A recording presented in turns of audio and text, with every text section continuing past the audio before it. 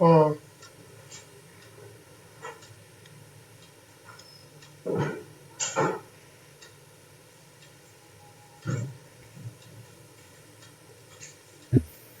Speaker on है, अभी बात मत करिए।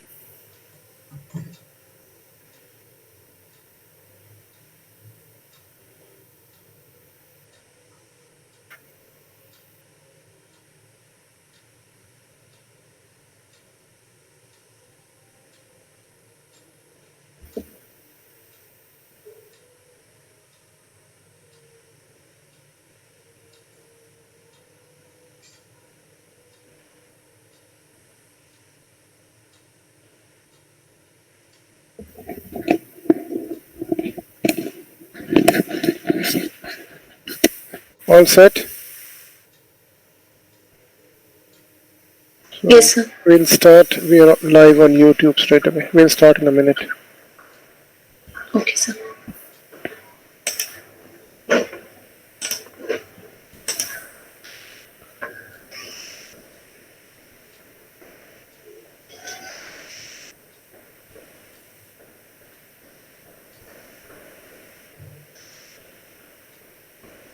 Good evening, everybody. Welcome to this evening episode of Pursue. And this is Pursue 6V, Liver and GI Pathology. And we are streaming live from Gleneagles Global Hospital, Hyderabad via Kolkata. And today we have a special topic, which is a slide seminar on the interesting cases in liver transplant pathology. And to talk on that, we have Dr. Jyoti Dekate, who is a postgraduate from PGI Chandigarh, a fellow in GI and liver pathology from University Health Network, Toronto, Canada. Presently, she is a consultant histopathologist in GI and hepatobiliary pathology in the Department of Histopathology, Gleneagles Global Hospital, Hyderabad, with multiple national and international publications.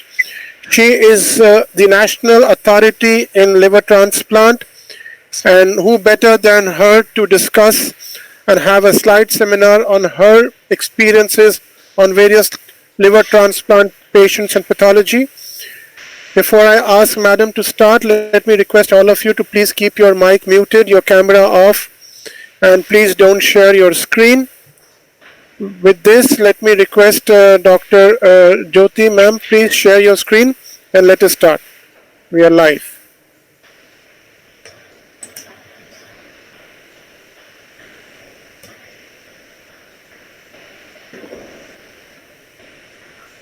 Just press present now, your entire screen, and you share your window. Yeah, that's it. I can see your screen coming. Yeah. Okay. Please share your PowerPoint from the.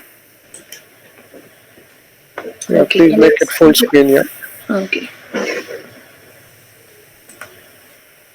And just press that hide thing so that that pop-up just goes away. Fantastic, ma'am. Please start. Thank you. Thank you very much, sir, for such kind introduction. So, in continuation with my previous talk on pathology of liver transplant, today I will be presenting some of the interesting cases in liver allograft period, that is post-transplant period. So, some of the cases which I am going to present today are the ones which are very common in allograft pathology, and some of the ones are uncommon ones. We will go through them one by one, and let's see how do we go. So, just a brief recapitulation of my previous talk. The biopsies in the post-transplant period are received either as a part of the protocol biopsy or event-driven biopsies. So the cases I am going to present today are the ones which are event-driven, that is, when there is elevation in the liver enzymes, the patient has certain signs or symptoms of liver disease, or any abnormality is detected on radiology. A brief recap of the various complications happening in the post-operative period. In the early post-operative period, late post-operative period. The highlighted ones are the complications which I'll try to cover in today's talk by showing some exemplary cases. So again, a brief recap that once we receive a liver biopsy in the post-transplant period, we must be aware of the following information which should be included in our requisition form, so that we get the information about the time after transplant, the indication of liver transplant, the status of immunosuppression, the liver enzyme trends, or any imaging findings if relevant. So with this, I'm going to start with my first case in today's talk. The first case here is a 55 years female who underwent cadaver-related liver transplant for NAFLD related CLD, which was decompensated with ascites portal hypertension. As a part of pre-transplant workup, viral serology was done, which was negative. And this is how we interpret the liver enzymes. So this is the liver enzyme trend for this particular patient, where we can see these are the transaminases. The AST, ALT are basically the hepatocellular enzymes. ALP, GGT are the marker for bile duct function. Whenever there is injury to the bile duct epithelium, these enzymes, they get elevated. And of course, bilirubin. So in this patient, as we see, on post-op day, the baseline liver enzymes, they were maintained well within the normal limits. This patient received tacrolimus-based regime, and she was maintaining immunosuppression. However, at 2 months of post-operative period, the liver enzymes and the cholestatic enzymes, they were kind of elevated. There was kind of gradual progression in the liver enzymes, and which was very significant at 3 months post-operatively, and at this time the biopsy was planned for this patient.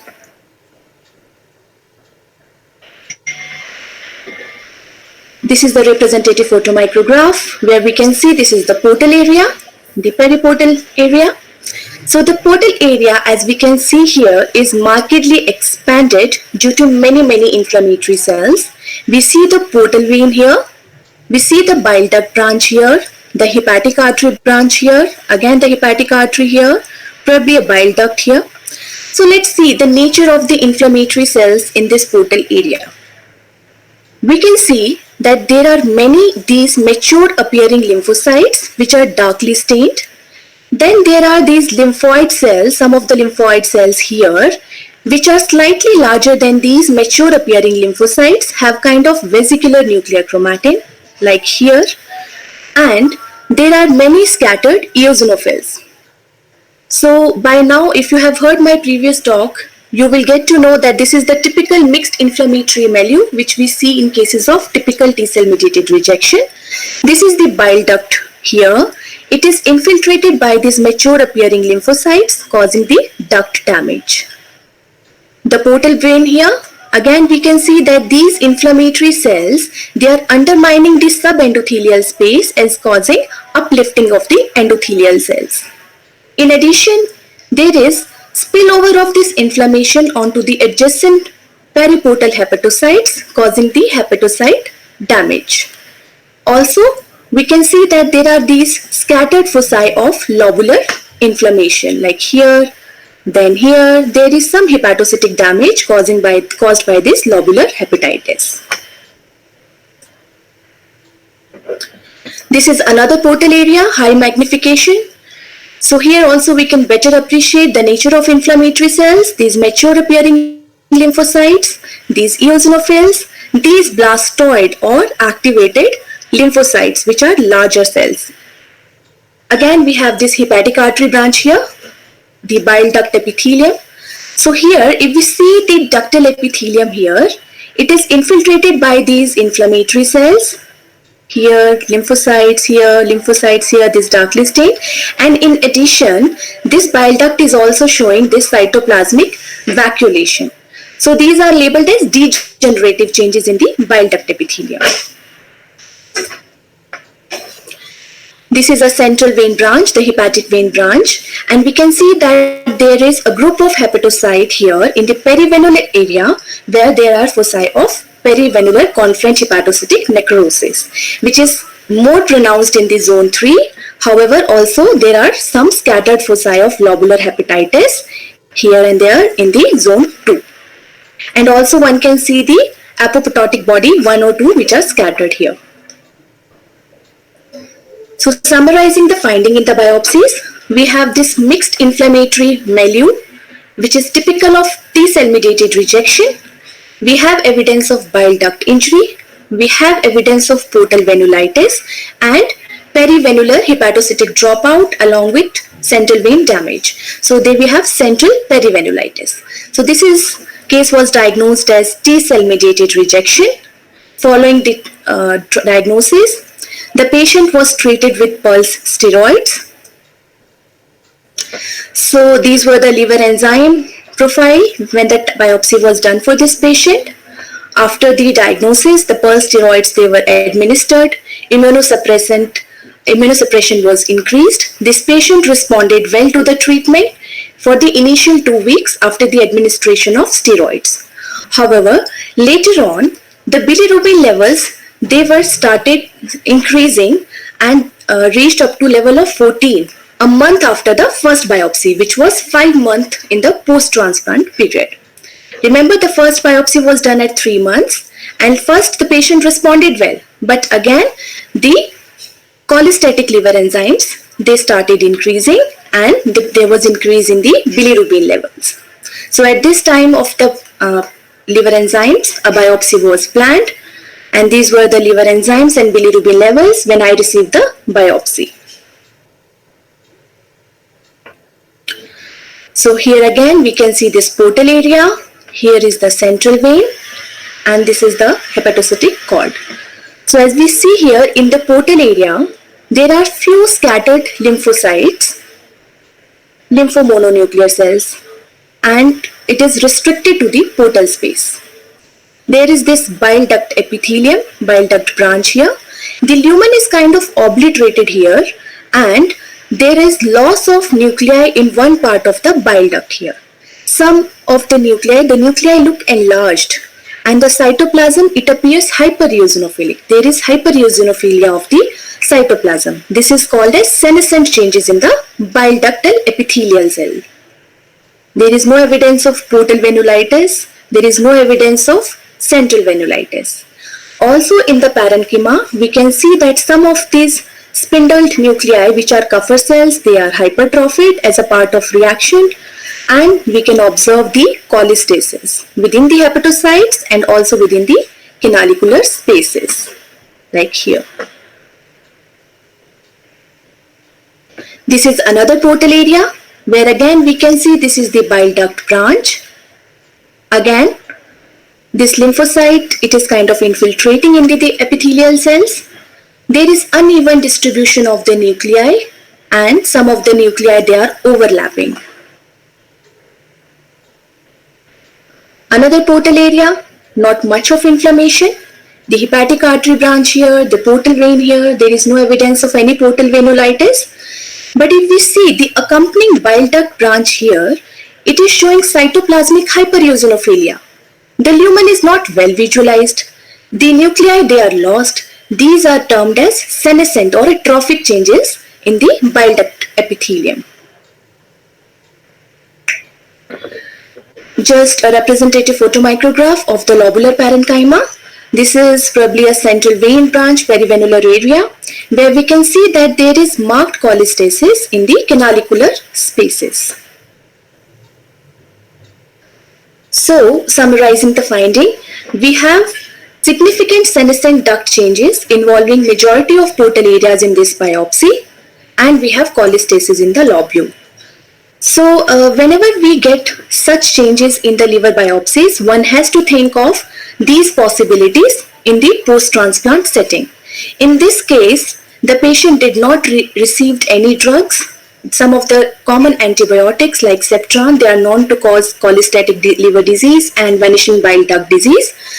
This patient was not transplanted for PSC, so the question of recurrent PSC is out. And considering the history of T-cell mediated rejection, and this patient was already beyond treatment, in this case, this is a case of chronic rejection because of the Typical morphological findings, senescent duct changes involving majority of the portal areas. So consequent to the biopsy diagnosis, again the immunosuppression levels, they were modified. Evergraph or everolimus, that was administered, and this is usually given in the early phases of chronic rejection rather in chronic rejection cases, and this patient responded very well to the treatment. And these are the liver enzymes 2 months after the biopsy, where the total bilirubin kind of normalized. So I have shown this case just to emphasize the histopathology of T-cell mediated rejection, which is the most common indication of liver biopsy in the allograft period. So just recapitulating what we have learned in the last class of pathology of liver transplantation, T-cell mediated rejection is the most common form of rejection, typically showing this mixed kind of inflammatory cells as we saw here, bile duct injury and venolitis. Once we make the diagnosis of rejection, we grade it according to rejection activity index system given by BAM working group, and these patients, they respond well to steroids in majority of the cases.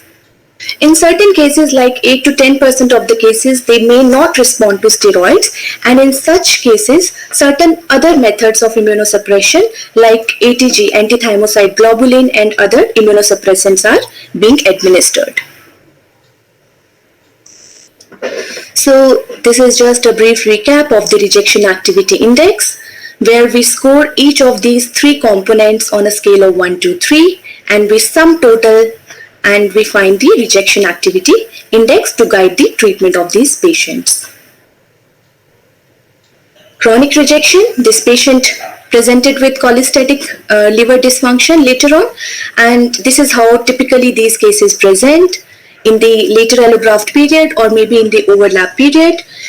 The important thing in chronic rejection is to define whether there is duct loss in majority of the portal areas or in few of the portal areas, and subgrouping them as early or late chronic rejection according to the criteria which are given by BAM working group.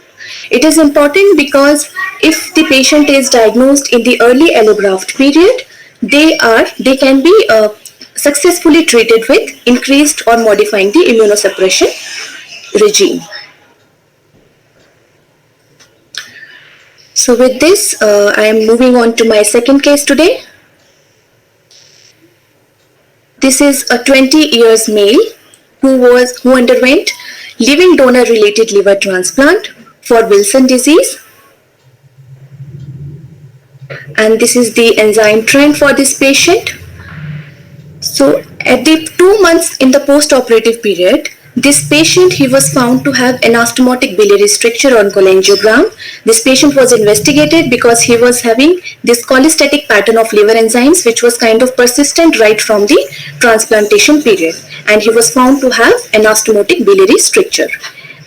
ERCP stenting was done in this patient. He was relieved of cholestasis during the initial 3 months, but later on he developed increase in the aminotransferases level as well as the cholestatic liver enzymes and also the bilirubin levels.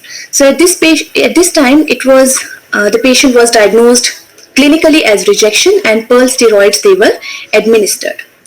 We can see here the liver enzymes, the hepatocellular enzymes here during the course from 2 months to 11 months, despite these events of biliary stricture or rejection, they are not of much elevated as are these cholestatic liver enzymes. They are quite fluctuating here, and so is the bilirubin levels.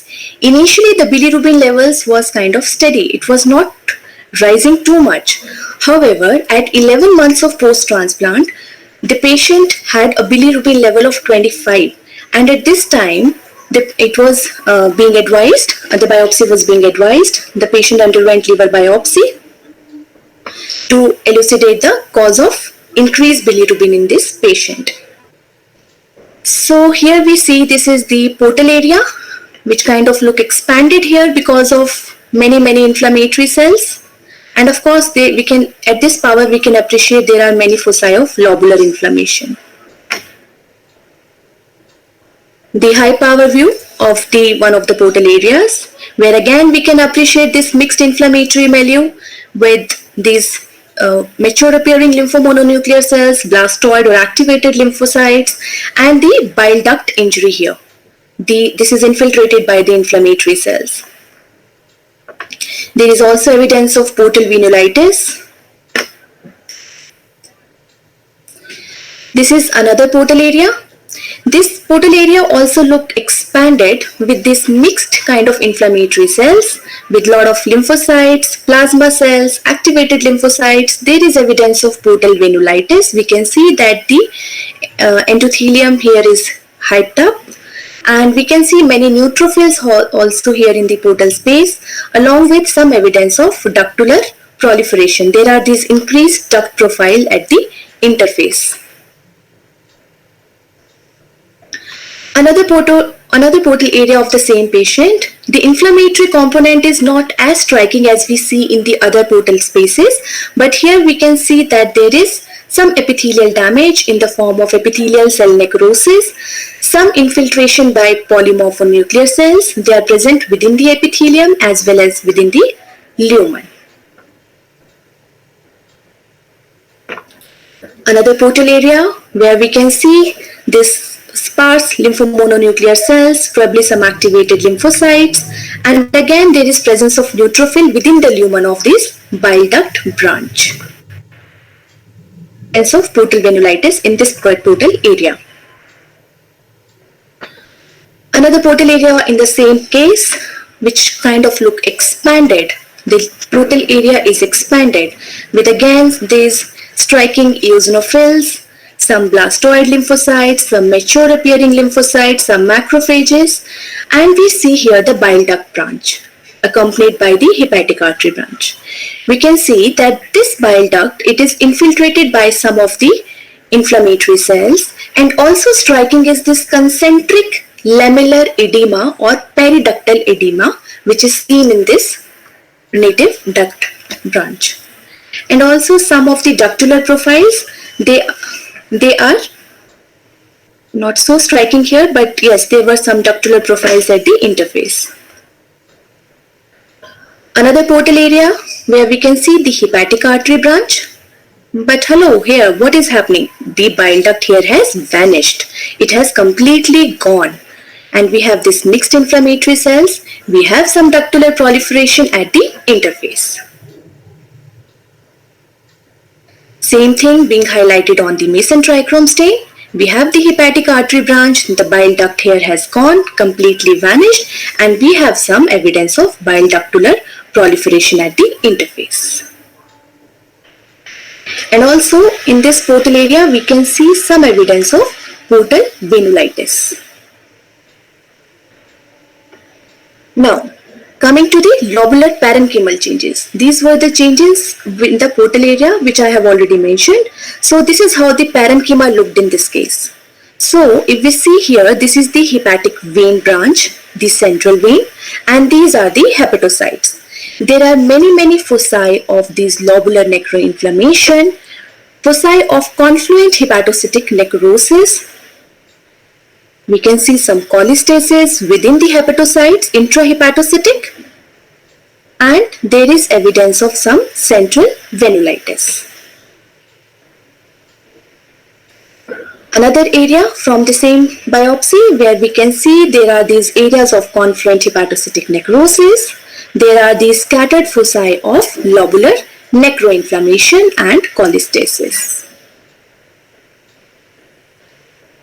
So summarizing the findings in this case, in the portal areas we have varied morphological findings. We have this typical rejection type of infiltrate with evidence of portal venulitis and bile duct injury in some of the portal areas, while in other portal areas, apart from these changes, we do see portal edema, periductal edema. There is presence of neutrophils within the epithelium of the duct and within the lumen of the bile duct structures. And in the lobule, we have these evidence of perivenular accentuation of the inflammation, lot of foci of lobular hepatitis, confluent hepatocytic necrosis, and Kupffer cell hyperplasia. So if we just talk about rejection type infiltrate, the presence of periductal edema, neutrophil in the epithelium and in the duct, subtle ductular proliferation cannot be explained by rejection type of infiltrate alone. So there are two separate pathogenetic mechanisms which are acting in this case, as this patient already had developed anastomotic stricture, if you remember, and this patient was being stented. However, the cholestatic liver enzymes, they kept on increasing in this case, and so was the bilirubin level.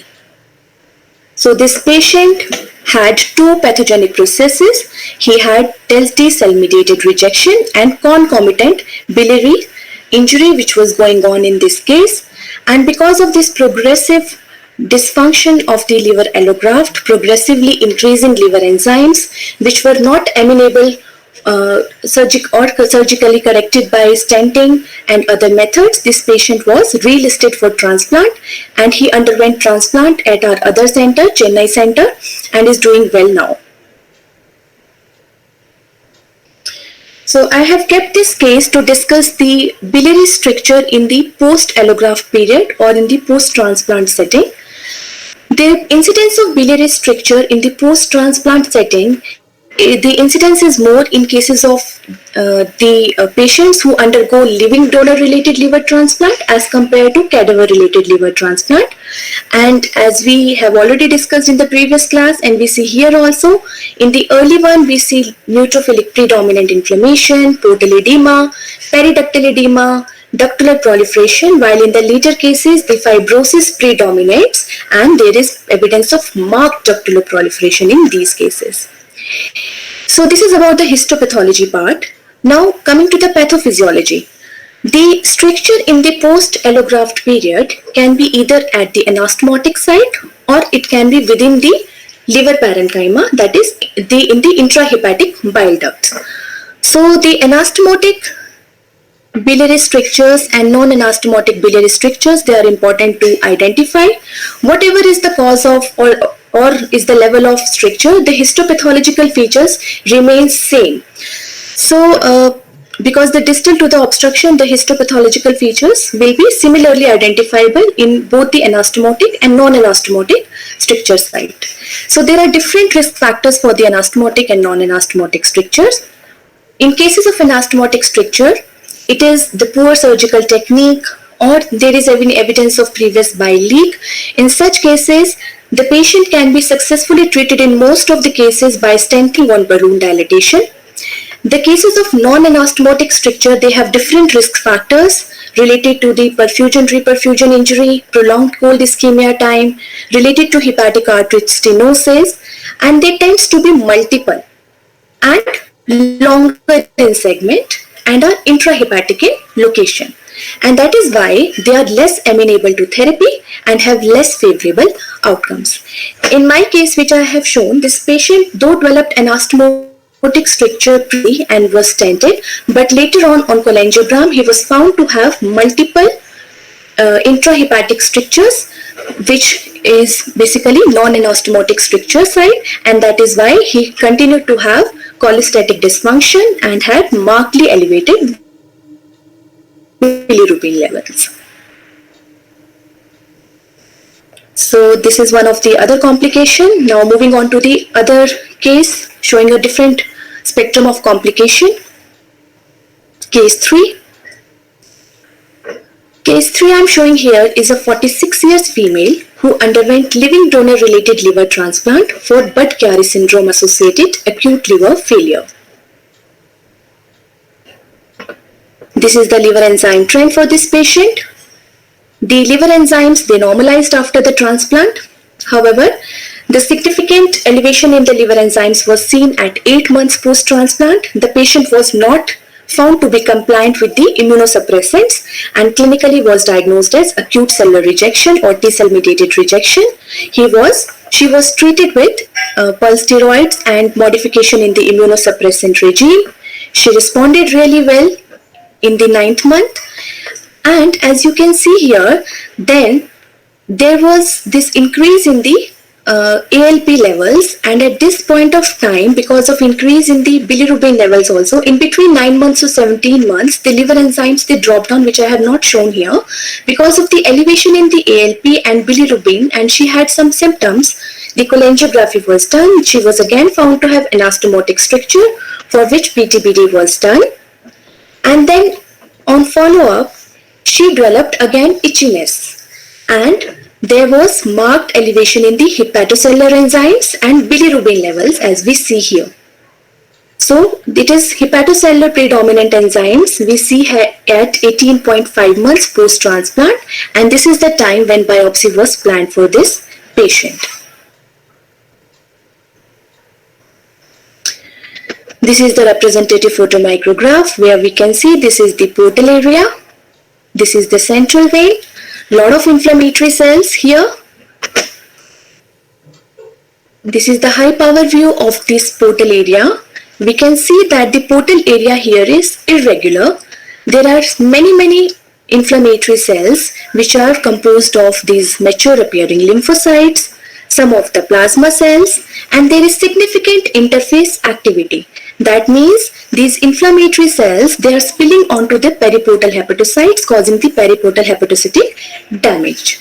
The bile duct here looks pristine. There is no evidence of any bile duct injury. No significant portal venulitis here.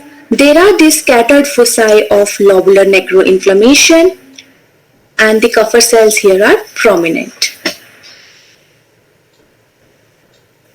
Another portal area. Again, we can see that the bile duct here is pristine. There is no evidence of bile duct injury. The portal vein also looks normal, not much of portal venulitis.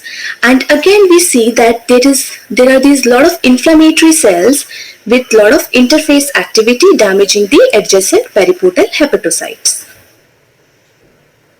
This is the high power view of the interface inflammation. Here is the interface, the hepatic artery branch. These are the periportal hepatocytes. This is to examine the nature of the inflammatory cells. These are mainly plasma cells, as we can see with eccentrically pushed nucleus.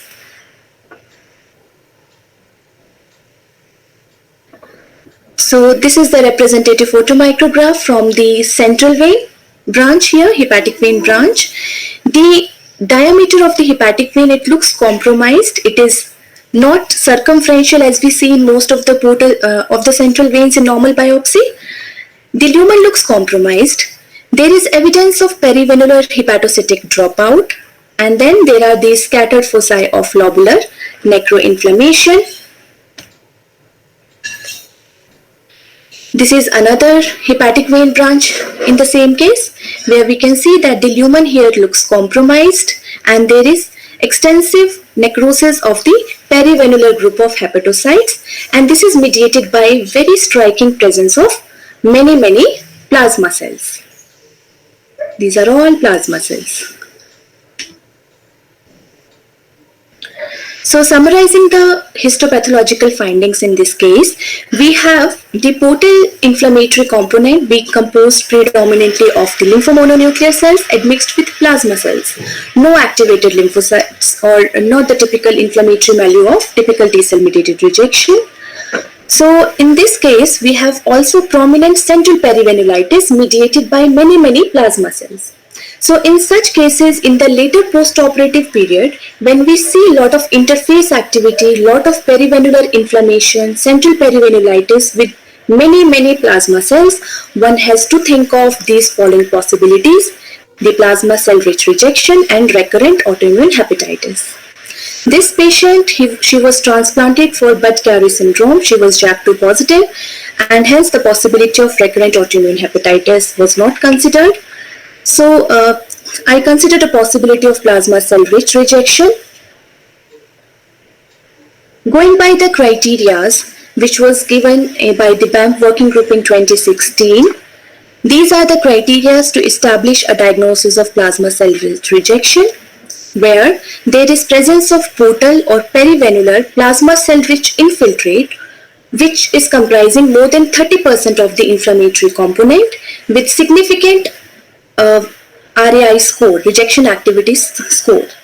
Also, the original disease must be other than autoimmune hepatitis. So this criteria 1 and 3 are the absolute criteria, and most of the cases of plasma cell rich rejection, they fulfill these criteria. Lymphocytic cholangitis, it is a desirable criteria, however not absolutely required to establish the diagnosis. Also, the BAMF working group has recommended and advocated the role of C4D stains and IgG4 stains in these cases.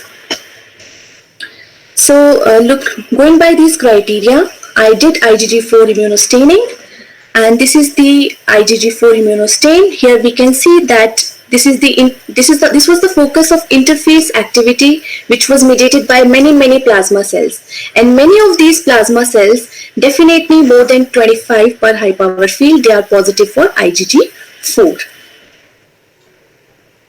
The C4D stain, we can see here, this is the portal vein. There is a lot of background positivity, just ignore it, disregard it. So in the portal vein, there is linear positivity, which is definitely occupying more than 50% of the circumference, luminal circumference.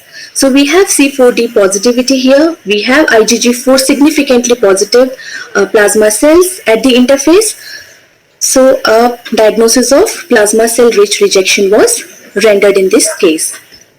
Following the diagnosis, the patient responded very well to pulse steroids. As we can see here, there is marked decrease in the bilirubin levels, and so are the enzymes level within a month of liver biopsy. So this case I have put here because this autoimmune hepatitis or plasma cell rich rejection, which was also called as de novo autoimmune hepatitis before, it is a special form of rejection, and these two entities, they share a lot of clinical features, their biochemical enzyme pattern. Also, there may be positivity for autoantibodies in cases of plasma cell rich rejection. However, there are certain other features which delineates these two entities, and there is a different pathophysiologic mechanism for this type of rejection, which is kind of not completely understood as of now. Some of the salient features I have quoted here from this particular article. The number of IgG4 positive plasma cells, they are more in cases of plasma cell rich rejection.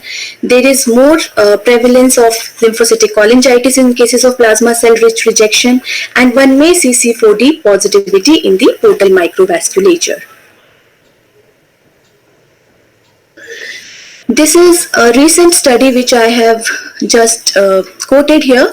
So people are trying to identify the pathophysiologic mechanism for this plasma cell rich rejection in liver allograft patients, and this is one of the landmark study where the cellular profile of these cases, they were extensively studied, and it was found that these are the T cells and plasma cells which were kind of predominant in the rejection biopsies, which were diagnosed as plasma cell rich rejection, and many of them, they were positive for IgG4, as we see here.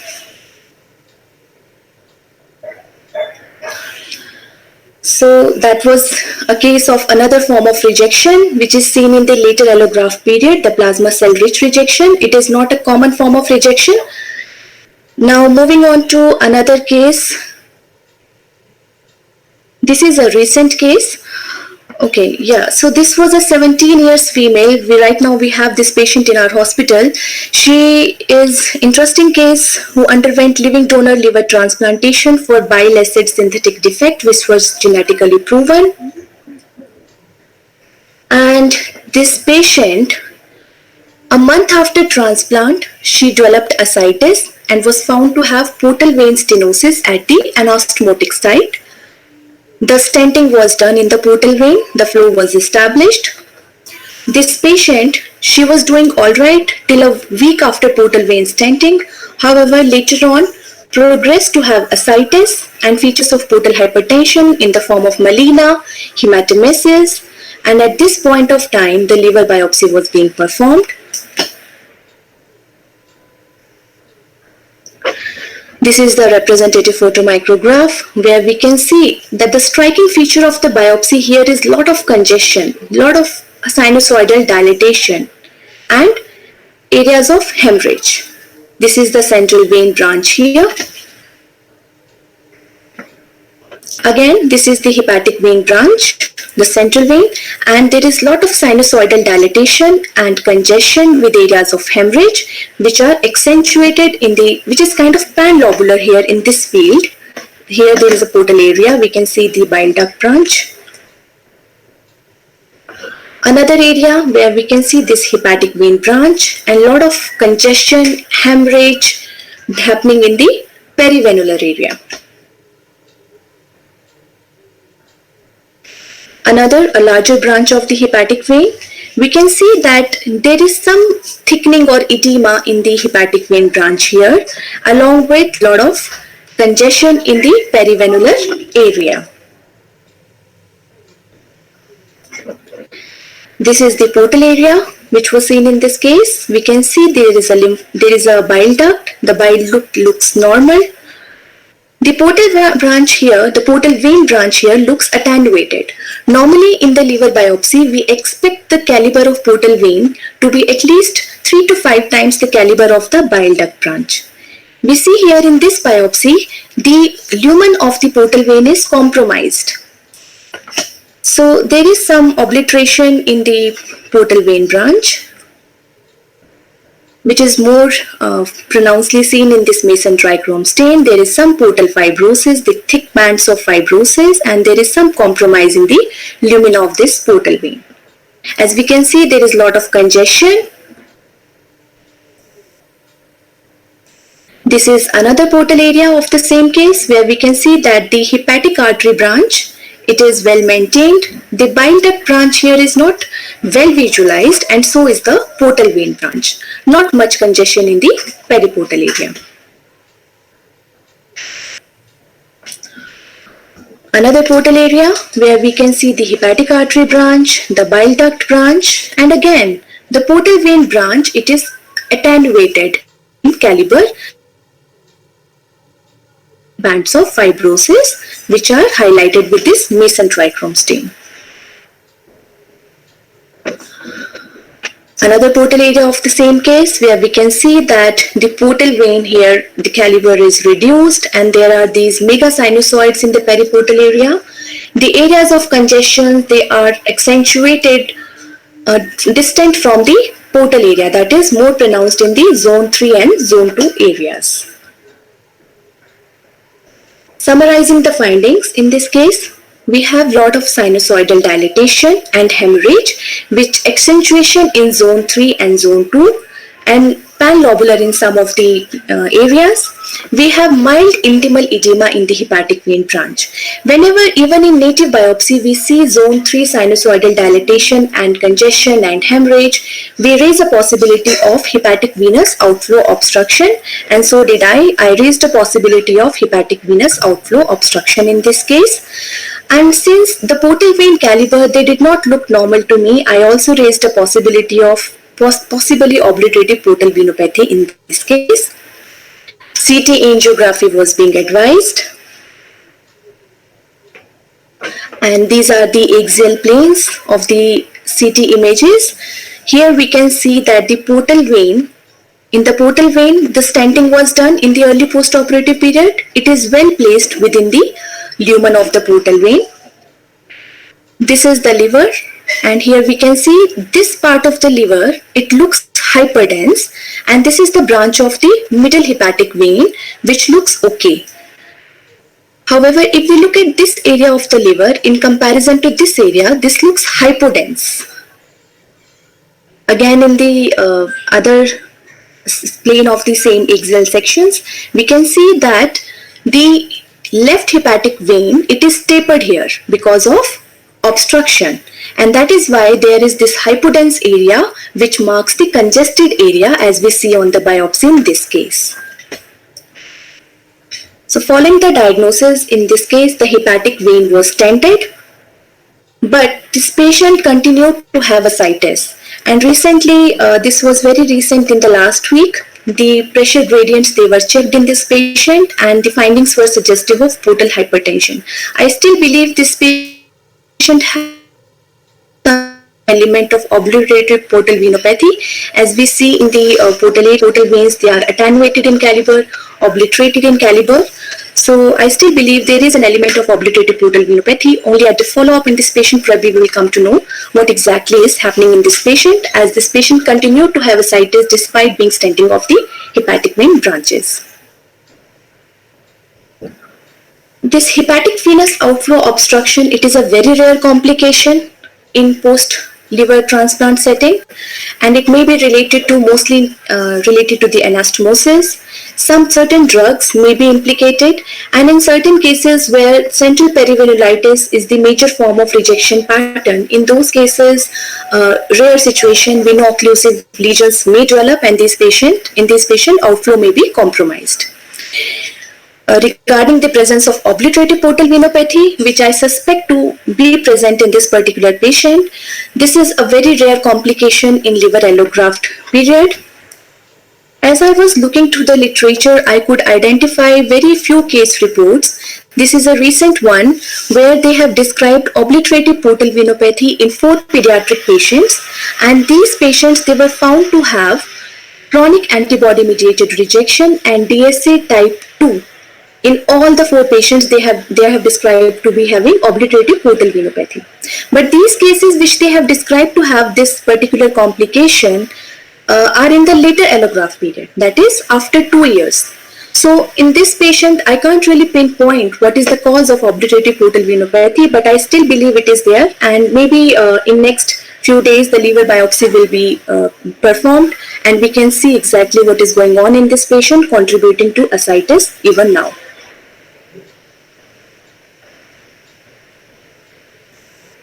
Moving on to the last case of today's session, that is the case number 5, which is yet another complication. Okay, so this is a case which I also presented in Indian Society of Organ Transplantation 2018. This is a 58 years male, known case of diabetes, who was referred for NASH-related decompensated cirrhosis, and as a part of protocol workup, in the pre-transplant period, this patient was found to have detectable HCV viral load in 3 logs. This patient underwent abiocompatible cadaver-related liver transplant and was maintained on routine immunosuppression.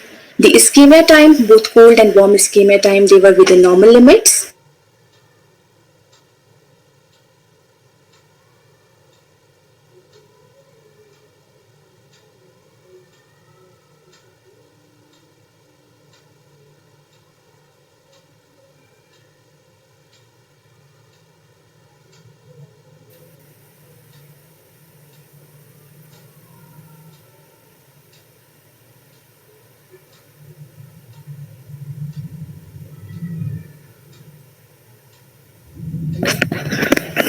Hello?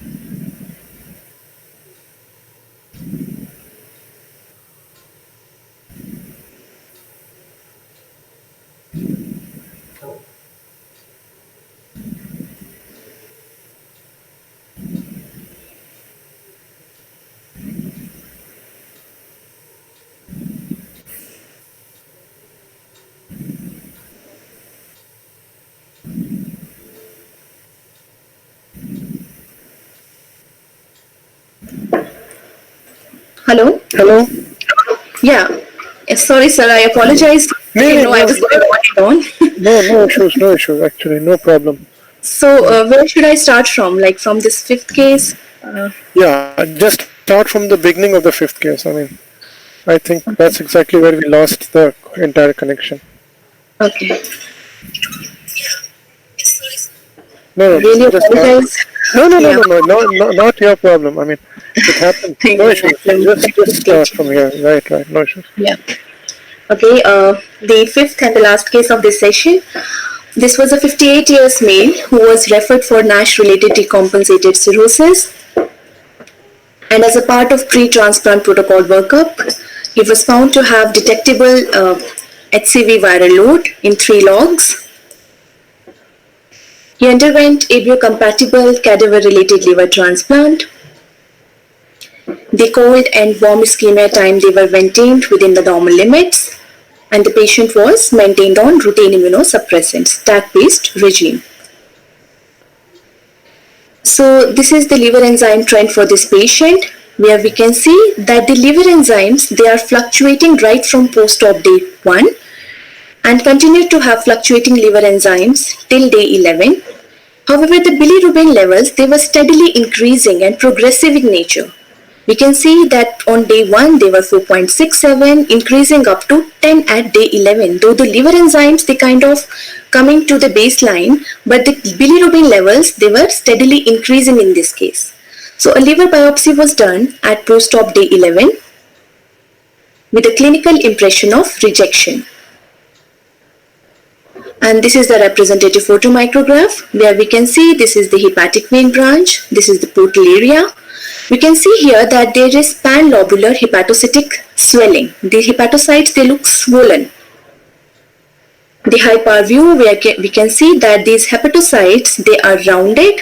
There is cytoplasmic rarefaction and ballooning. So these hepatocytes, they are all bloated up or ballooned up.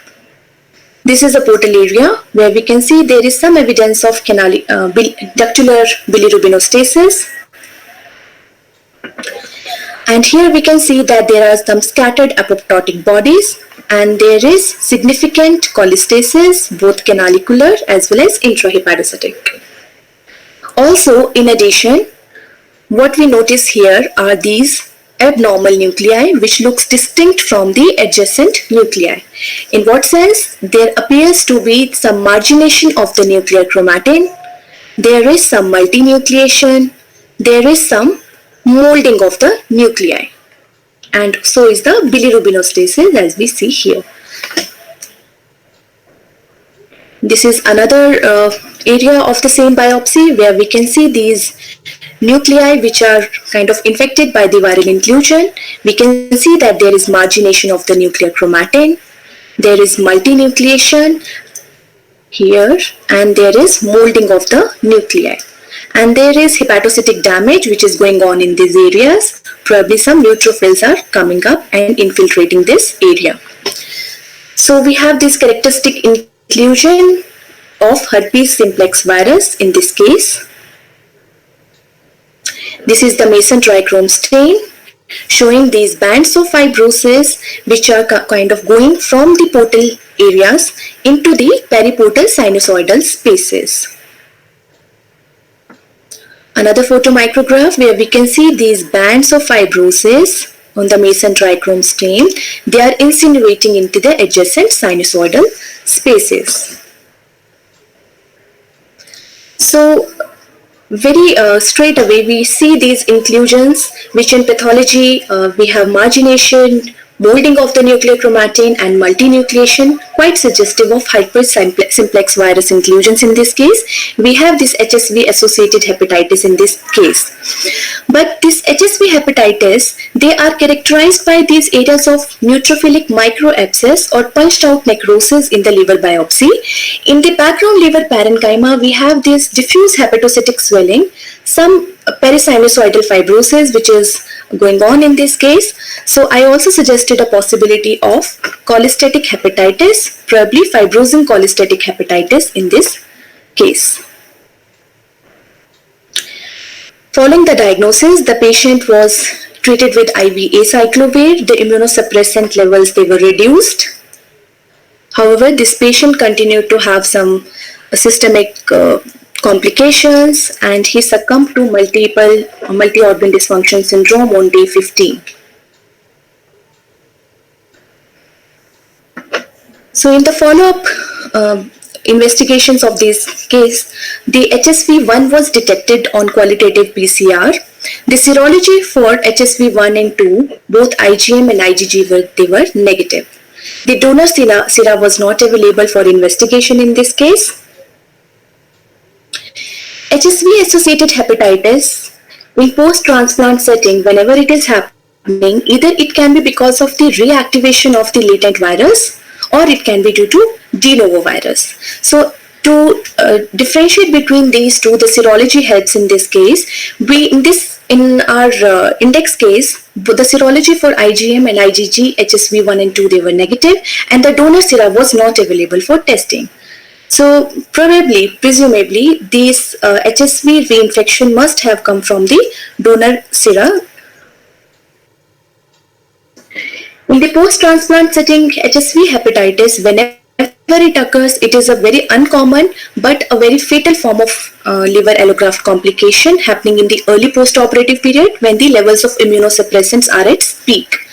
And they are characteristically identified on histology by areas of punched out necrosis and the characteristic inclusion. And they have very poor outcome or fatal outcome in most of the cases.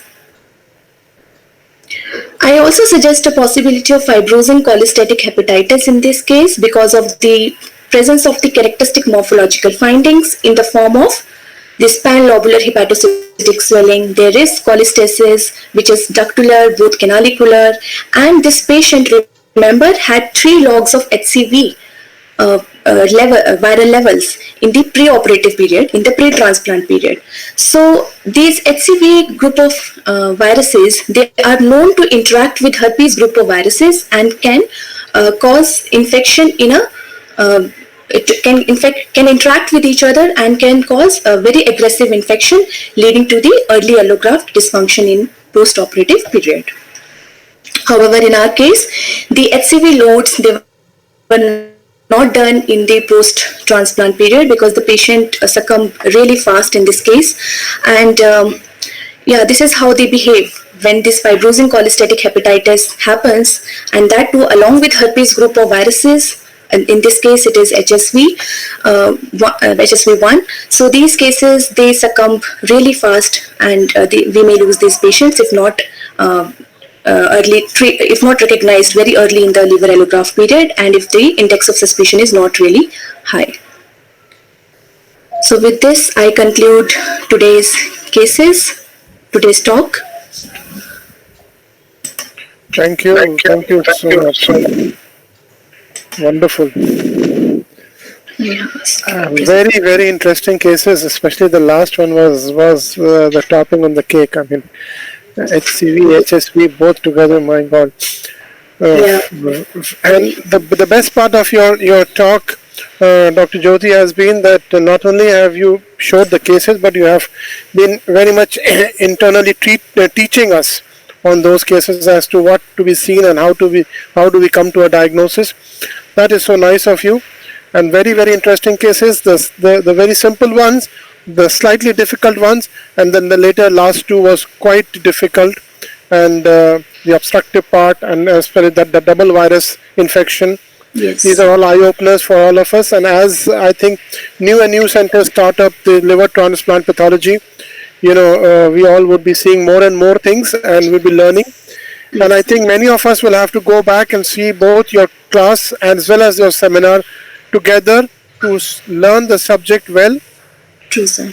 Thank you so much. You are really an expert in liver transplant pathologies. Thank you very much. It's nice to know that there is somebody whom we know who's an expert, and we can refer our patients to you. Thank you so much. God bless you. Thank you so much. Thank you so much. Take care. Bye-bye. Take care. Bye.